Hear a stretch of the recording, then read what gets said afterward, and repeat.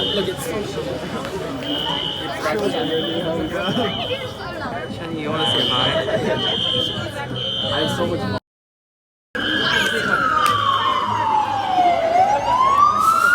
I need to get my DoorDash. Oh.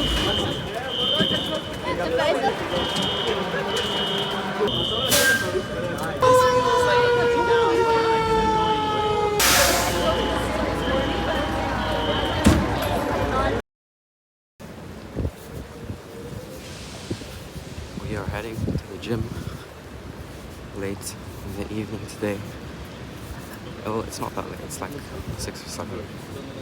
But yeah, usually I try to go out at 7 a.m. Today I'm on at 7 p.m. But yeah, let's go. Yeah, so I'm done with gym for today. I'm gonna head back home now, have some dinner probably, and then try to get an assignment that's due tomorrow. Finish up the assignment that I was working on yesterday, and then rest. It's spring break now. I won't have classes on Monday and Tuesday next week, and I'm very excited for this break. I'm going on a little trip on Sunday with some friends, so